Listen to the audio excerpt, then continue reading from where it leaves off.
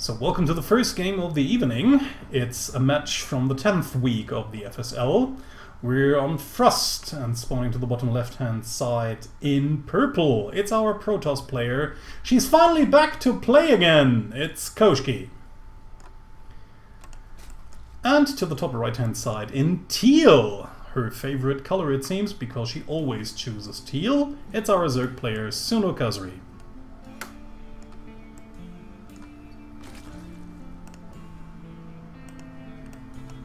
So, who's already sending a drone out? Seems she wants to take the third base as her natural, which is quite interesting actually. I'm already excited to see that. That's actually a nice little thing to do, so maybe it's going to freak Koshkii out a little bit once she arrives at the natural base, walks into the main base, and then starts to realize that there's actually no hatch over here. Or actually she just wanted to take it over here in order to get a third base out a little bit more quicker, which is just the other thing she might have been doing, and that's actually what's going to happen, because she then will have the possibility to actually creep a little bit better towards her natural base and just to get a creep between all of these three bases a little bit sooner. So that's normally why you want to take this one at the third base first.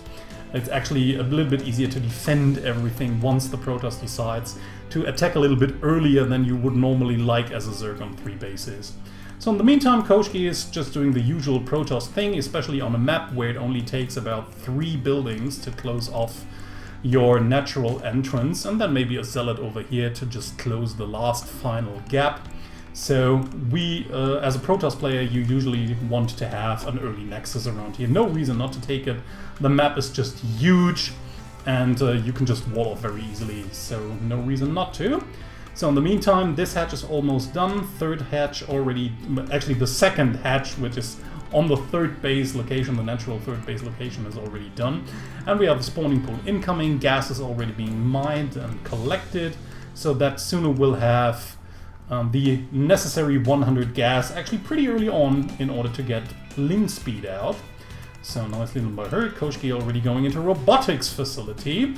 We all know that Koshkii really likes her immortal pushes with the help of a warp prism, where she just gets out a warp prism and then 2 immortals, waiting for 2 immortals, just adding more gateways, and then going into a massive timing push that, if you don't prepare correctly for it, just wrecks Zerg. So let's see if she's going to be able to pull through with this, or if Sunokasuri will realize early enough what's going to happen and prepare accordingly, because knowing, as we all know, is just half the battle, and not all of it. So, first few Zerglings on their way. She won't really be able to deal any damage here, but that's actually normally not what you really expect to do anyways. You just want to know where your opponent is, you just want to have a look at the wall, maybe get a good glimpse of the first few units, the first unit or the first few units, so that you might already get kind of an idea, also checking for a natural third base, and then getting the Overlord in so that it might help to figure out what your opponent is actually planning. And there we have it, Warp Prism already out, first Immortal in production, the Twilight Council already in production as well, so this will give her the opportunity to either get speed on the Zealots or the Glaives, but in this case it's speed for the Zealots, and then we will see her add a lot of gateways a little bit later on, so that actually everything is normally going to line up. The production of the second Immortal, the rest of the gateways finishing, and then also the upgrade and the Twilight Council, so that she, again, will be able to just do a massive push towards Sunokasuri's bases. Usually you try to hit the third base first in order to take it out.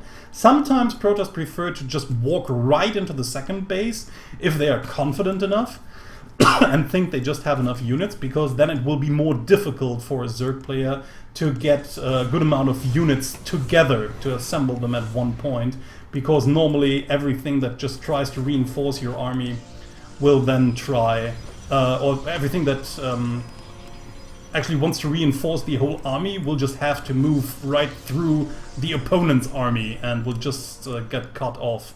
So that's normally what you can also go for if you want to. So there are the first 2 Immortals in the Warp Prism, and we have the Mothership Core walking as well. That's just the safety measure. So if you realize that your push got scouted and outproduced, then you may just use the ability of the Mothership Core and recall back to safety. So let's see, Sunokasuri is now out with a lot of lings. We will see if this is actually going to work or not. First Adept dies immediately. Immortals are out, but of course they can be micromanaged with the help of the Warp Prism, and she loads them in once more. The biggest problem actually for Sunokasuri is that she doesn't have any anti-air nearby, so she won't be able to shoot down that pesky Warp Prism, and that Warp Prism is actually the biggest problem for her right now. Dark Shrine incoming in the meantime as well, so at some point in time Koshkii will also be able to warp in Dark Templars.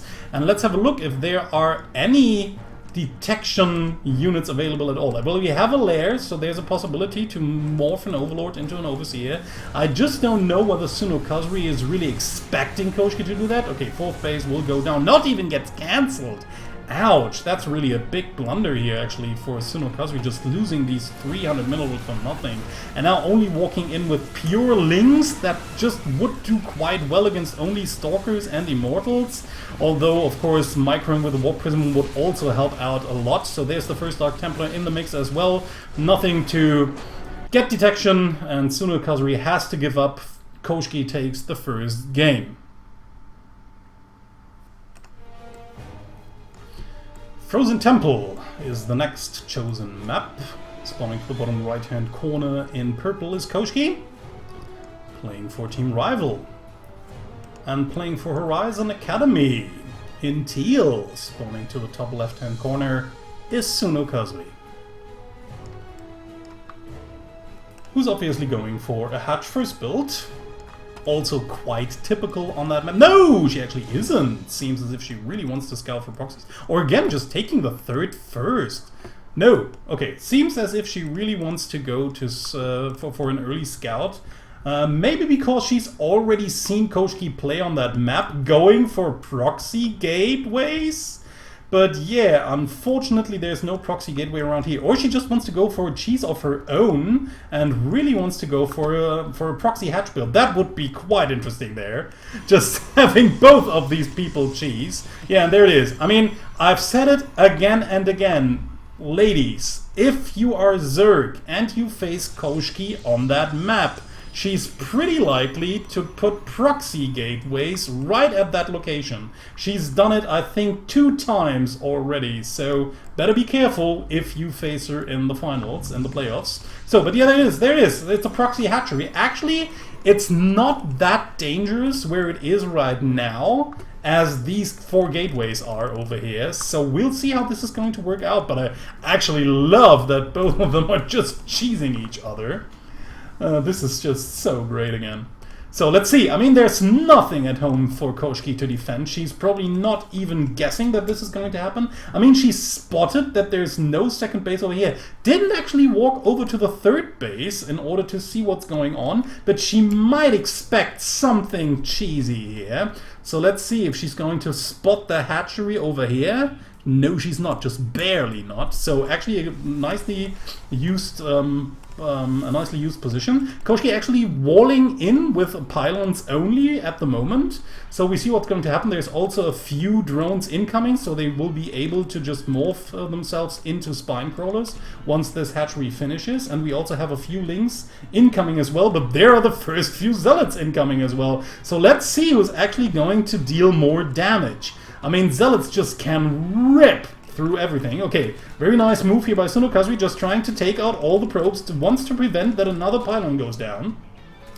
So that she will still have access into Koshkii's main base. And now we have it. First few zealots also on here. This is now going to be quite difficult to observe because we have so much action happening in different points of the map already. So Koshkii being supply blocked by losing this pylon over here, so she won't be able to produce much more or many more zealots at all. But yeah, now she just has to decide. Does she want to move back and try to save her own base? Does she try to go for a base race and kill off the buildings of Sunokasuri? Will she be able to do so? I mean, also Suna has lost a lot of mining, none of the two players has the possibility to build another base, and all of Koshkii's probes have already died. So actually, if Koshkii just takes too long to take out this base, and if Sunokasuri just pushes on a little bit further, she's also mining, even long distance mining, so she might be able to throw down another hatchery. So this actually looks quite good for Sunokasuri over here. So let's see, even killing the last few remaining probes. Is there another probe out on the map? There is, but it's the last one that was in the main. So now it's dead, and Koshkii just trying to kill off everything with the help of her zealots, just trying to kill off all the 3 buildings. But there's still a building out here, so there's... I mean, of course, also Suno has to kill these buildings over here, but without a nexus and without any income, I mean, Koshkii... she has enough supply to produce something, but she doesn't have enough money. And there are already spine crawlers out and a few lings plus a queen. So I think in theory it should be quite difficult for Koshkii to take this down. So Nexus is probably going to die. The main hatch is already lost, as well as the spawning pool and the Vespine Geyser. No spawning pool in the making yet, so just... don't really know what Sunokasuri is trying to do here with the help of her drones and the mining that's going on. I mean, she should still have some money left, maybe to reproduce a spawning pool. Okay, now trying to just get more creep on the way, so it's going to help her to defend against the zealots. Well, we only have 2 spine crawlers and a few lings. Oh, actually getting us around on this zealot is actually massive. Already taking down 1 more zealot, so it's 1 zealot less, but it's still 7 incoming. And 2 spine crawlers are usually not enough. It's actually 8, never mind. So like 8 spine, only 2 spine crawlers, but 8 zealots? Now trying to eat through everything. Suno just even pulling the drones, trying to defend against Koshkii's zealots over here. It's still 4 of them left. So if she just manages to kill off the last remaining 4, she will just have done it. Oh, I don't know if this is really the best decision right now. Just trying to get another zealot out here. Wow, that one got actually torn apart by that spine crawler over here. So let's see. Will she be able to do it? She just has to. Well, moving the spine crawler is very... oh, that's very daring. I mean, Koshkii could really attack the spine crawler while it's trying to burrow again. But yeah, now it's close enough, so Koshkii won't be able to just try to arrest that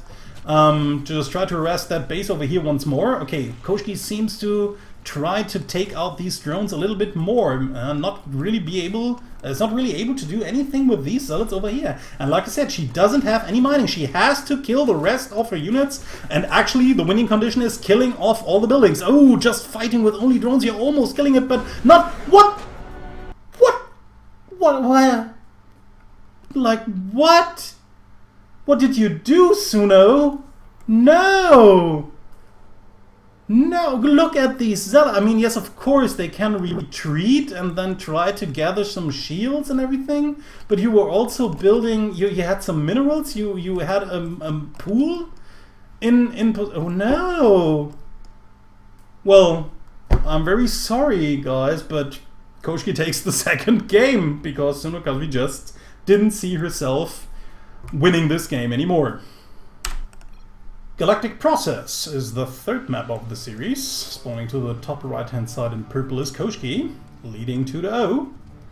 And to the bottom left-hand side in teal is Sunokasuri, who now has to win 3 games in a row in order to take the series. A very difficult task, considering how the games went, or how the games have gone so far.